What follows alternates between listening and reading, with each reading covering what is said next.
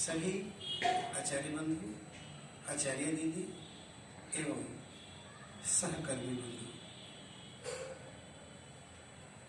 आप सबसे आग्रह करने के उपरांत आपने जो अपनी क्रियाशीलता दिखाई उससे अति प्रसन्नता हो रही है। आप सभी ने मिलकर के इस कोरोना काल में जो संकट की घड़ी है अभी छठी नहीं है, अभी यह कब तक चलेगी भविष्य में है, लेकिन आशा है कि जल्दी ही इससे हम सब बाहर निकलेंगे और अपने कार्य में प्रगति की ओर बढ़ेंगे। इस संकट के काल में भी आप सब लगन पूर्वक नियमित रूप से विद्यालय में चलने वाली गतिविधियों को अपने साथ साथ भैया बहनों को ऑनलाइन लेकर के चल रहे हैं। यह प्रसन्नता का विषय है। आप सबकी वंदना, आप सबके क्रियाकलाप देख करके यह लगता है कि निश्चित रूप से आप सबकी इस क्रियाकलाप से भविष्य में अपना विद्यालय और उन्नति और प्रगति करेगा। जिस प्रकार से सभी बंधु प्रयास कर रहे हैं, हम भैया बहनों को जब कक्षा में पढ़ाते हैं, वो हमारे साथ रहते हैं, तो हमारी कल्पना रहती है कि भैया बहनों का सर्वांगीण विकास हो, अर्थात हर क्षेत्र में हमारे भैया बहन विकास करें। इस हेतु हम सब तत्पर रहते हैं। आजकल हमारे साथ भैया बहन प्रत्यक्ष रूप से नहीं है, परंतु सभी आचार्य बंधु भगिनी प्रधानाचार्य जी के साथ मिलकर के इस कार्य में लगे हैं कि हमारा भी उसी प्रकार का विकास इस समय हो। जो अवसर हमको मिला है, इस अवसर का हम उपयोग करें। हर क्षेत्र में, हर विषय में हम पारंगत हों, इसके लिए नित्य प्रति आप प्रयासरत हैं और आपका प्रयास स्पष्ट दिखाई दे रहा है। इस प्रयास में आप सफलता की ओर बढ़ रहे हैं। यह और आह्लादित करने वाला विषय है। आप सब मन लगाकर प्रधानाचार्य जी के द्वारा सुझाए गए मार्ग पर चलते हुए अपने को भी इस समय में आगे बढ़ाने के लिए, विकास करने के लिए सतत प्रयत्नशील हैं। इसका उदाहरण आपकी वंदना सभा में देखने को मिला। हम आधारभूत विषयों की चर्चा करते हैं। जो विद्या भारती के 5 आधारभूत विषय हैं, हम सभी जानते हैं वो आधारभूत विषय कौन कौन से हैं, और उस आधारभूत विषय के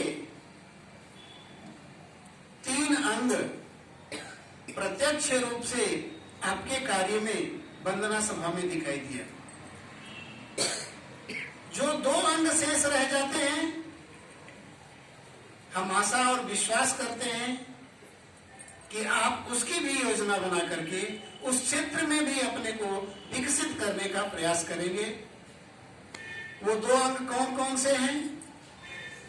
हम में से कोई आचार्य बंधु या आचार्य दीदी बता दें तो बताइए। रविंद्र जी।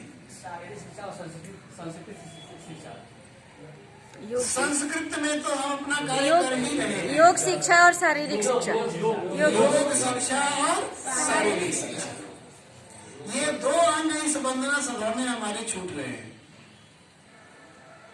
यदि हम इसका समावेश अपने दिनचर्या में प्रातः से लेकर के सायंकाल काल की जो मेरी दिनचर्या है उसमें इसको भी हम समाहित कर लें तो हमारे 5 आधारभूत विषय, जो विद्या भारती की संकल्पना है कि हमारे यहाँ ये सभी के कालांश निर्धारित होने ही चाहिए, हमारे समय सारणी में होना चाहिए। उसी प्रकार से हमारे आचार्य बंधु, आचार्य भगिनी की जो आज की और दिन भर की इस इस समय के जो क्रियाकलाप हैं उस समय सारणी में ये दो विषय भी निश्चित रूप से आने चाहिए।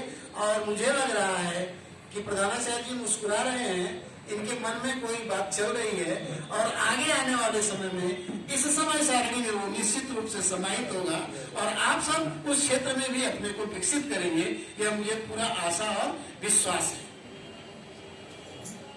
संकट काल है, हर क्षेत्र में लोग जूझ रहे हैं, समस्या सबके लिए है, लेकिन इस समस्या के समय में भी हम अपनी प्रगति के, अपने भैया बहनों की प्रगति के लिए चिंतित हैं। निश्चित रूप से सफलता हमको मिलेगी।